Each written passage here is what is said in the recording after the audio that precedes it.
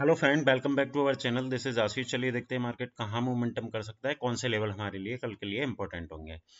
यहाँ पे हमने वीकली का चार्ट लगाया हुआ है। वीकली के चार्ट पे ये वाला लेवल हमारे लिए क्या था, डबल टॉप का डबल टॉप बना हुआ था। तो यहाँ से बैंक निफ्टी ने नीचे की साइड में यहाँ पे करेक्शन किया। करेक्शन करने के बाद में धीरे धीरे यानी कि इस वाली रेंज का जब इसने ब्रेकआउट किया, तो ब्रेकआउट करने के बाद में इसने जो अभी रिसेंटली जो क्लोजिंग दी है 48,140 के आसपास यहाँ पे क्लोजिंग दी है। तो नेक्स्ट वीक में यहाँ पे क्या हो सकता है, अगर आप प्रीवियस यानी कि प्रीवियस डेटा अगर देखें तो लगातार कहीं पे भी, जैसे सपोज दैट कि ये वाली जो रेंज बनी हुई है, यहाँ पे क्या हो रहा है, मार्केट ने एक अच्छा खासा यहाँ पे मूव दिया है, लेकिन मूव देने के बाद में यहाँ पे पॉज लेने के बाद में यहाँ पे एक करेक्शन किया है। तो रिसेंटली हम अगर यहाँ से देखें यानी कि 43,000 से देखें, क्योंकि ये वाला लेवल हमारे लिए सबसे इम्पोर्टेंट है। अगर इस वाले लेवल से जब बैंक निफ्टी ने यहाँ पे ब्रेकआउट दिया तो ऑलमोस्ट यहाँ पे 5,000 पॉइंट का इसने ऊपर की तरफ यहाँ पे मूवमेंट दे चुका है। तो अब यानी कि जो क्लोजिंग हुई है वो हुई है 48,140 के आसपास। तो यहाँ पे आपको क्या है कि अलर्ट होकर ट्रेड करना है। उसके पीछे का रीजन ये है कि जिस भी दिन ये अपना प्रीवियस यानी कि अगर डेली के चार्ट पे अगर आप देखेंगे तो प्रीवियस डे के अगर ये लो को अगर ब्रेक करके वहाँ पे क्लोजिंग करना स्टार्ट कर देता है, तो वहाँ पे हमको क्या है कि सेलिंग साइड की एक अपॉर्चुनिटी मिल सकती है। लेकिन हम डेली के चार्ट पे इसको समझने की कोशिश करें, यहाँ पे भी हम इसको समझने की कोशिश करें, तो ऑलरेडी इसने क्या किया है, यहाँ पे 5,000 पॉइंट का वन वे करेक्शन, यहाँ पे one way movement up side में यहाँ पे दे दिया है। अगर आप इसको ध्यान से समझें कि यहाँ पे डबल टॉप बना, डबल टॉप का इसने ब्रेकआउट दे दिया, तो इस वाली रेंज से ये वाली रेंज जो निकल के आ रही है, तो इससे ज़्यादा का इसने यहाँ पे मोमेंटम कर दिया है। अब इसको प्रॉपर यहाँ पे डेली के चार्ट पे हम समझने का प्रयास करेंगे कि कल के सेशन में क्या हो सकता है, किस तरीके का यहाँ पे मोमेंटम मिल सकता है। जैसा कि हम सभी को पता है कि यहाँ से जब इसने नीचे से यानी कि इस वाले लेवल से यानी कि 44,800 के आसपास से इसने इस वाली रेंज का यहाँ पे ये वाला जो हम डिस्कस करते आ रहे थे कि ये वाला रेंज जब इसने ब्रेकआउट किया, तो यहाँ पे गैप अप ये ओपन हुआ, गैप अप ओपन होके ये वाला जो गैप ये कंटिन्यू छोड़ के चल रहा है। तो अभी रिसेंटली जो क्लोजिंग है 48,140 के आसपास यहाँ पे इसकी क्लोजिंग है। अब आप एक चीज यहाँ पे समझने की कोशिश करो कि बैंक निफ्टी में फास्ट मूव नीचे की साइड में तभी होगा जब ये वाला लो यानी कि 46,780 के नीचे जिस दिन ये यहाँ पे डेली के चार्ट पे अगर ये एक कैंडल क्लोज करता है, तो नीचे की साइड में बहुत फास्ट मूवमेंटम होगा। जो आपका फर्स्ट टारगेट होगा नियर अराउंड ये वाली यानी कि 46,800 के नीचे जब ये निकलता है, तो सीधा सीधा 400 पॉइंट का यहाँ पे करेक्शन मिलेगा।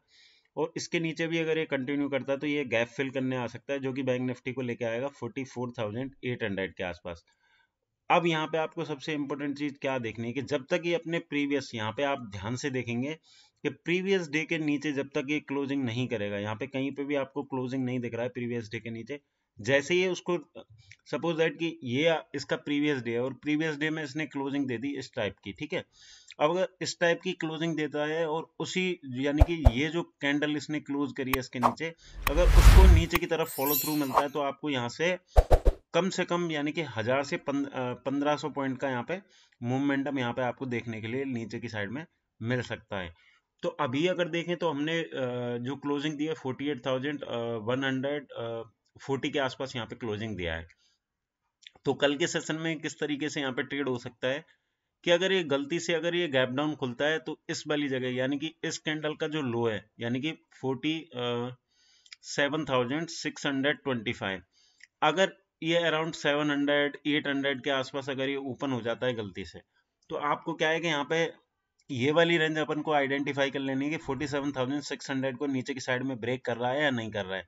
अगर यहाँ पे अगर इस तरीके का कोई भी रेंज बनाता है, रेंज बनाने के बाद में अगर ये ऊपर या नीचे जहाँ पे भी ब्रेकआउट करता है या ब्रेक डाउन करता है, तो वहां पे आपको ट्रेल ले लेना है। लेकिन वहां पे आपका जो स्टॉप लॉस रहेगा 70 से 80 पॉइंट का वहां पे स्टॉप लॉस रहेगा ही रहेगा।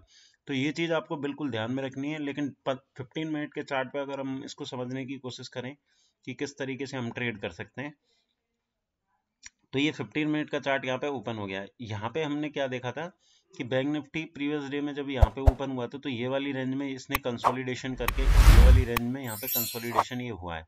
तो हमारे लिए कल की डेटाबेस के अगर अकॉर्डिंग देखें तो 700 यानी कि 47,000 यानी कि 47,625 हमारे लिए सपोर्ट का काम करेगा। अगर ये 100-200 पॉइंट अगर गैप डाउन ओपन हो जाता है तो वहां पे आपको इनिशियली स्टेज पे वहां पे ट्रेड नहीं ले लेना है। वहां पे आपको देखना है कि किस तरीके का, अगर ये इस तरीके का कोई भी अगर ये रेंज बनाता है और रेंज बना के अगर नीचे तरफ ब्रेक करता है तो आपका जो फर्स्ट टारगेट रहेगा 47,600 के आसपास रहेगा।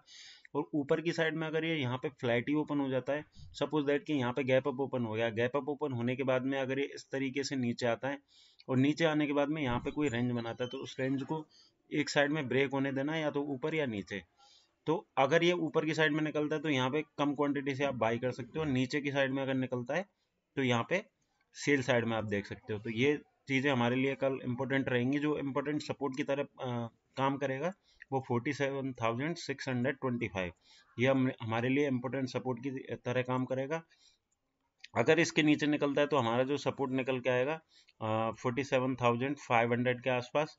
अगर उसके नीचे अगर हम देखें तो 47,150 के आसपास। तो ये चीज़ हमें ध्यान में रखनी है। बाकी की चीज़ मैं आपको एप्लीकेशन में अपडेट कर दूंगा जिसका लिंक वीडियो के डिस्क्रिप्शन में। तो अभी हम निफ्टी को देख लेते हैं कि निफ्टी में हमारे लिए 15 मिनट के चार्ट पे कौन से लेवल इंपोर्टेंट है। निफ्टी में हमारे लिए जो सपोर्ट की तरह काम करने वाला है वो 21,280 के आसपास यहाँ पे सपोर्ट निकल के आ रहा है। तो ये सपोर्ट की तरह हमारे लिए काम करेगा। तो यहाँ पे अगर ये 150 पॉइंट या 150 200 पॉइंट अगर गैप डाउन ओपन होता है तो आप 30 से 40 रुपए का यहाँ पे स्टॉप लॉस डाल के आप बाई कर सकते हैं। अगर बहुत ज़्यादा गैप अप ओपन हो जाता है तो आपको अवॉइड करना है। बट अगर ये वाली रेंज में अगर ये खुलता है, यानी कि 100 से 150 पॉइंट अगर गैप डाउन खुलता है तो वहाँ पे आपको फर्स्ट 15 मिनट में आपको देखना है कि किस तरीके का मूवमेंट हो रहा है।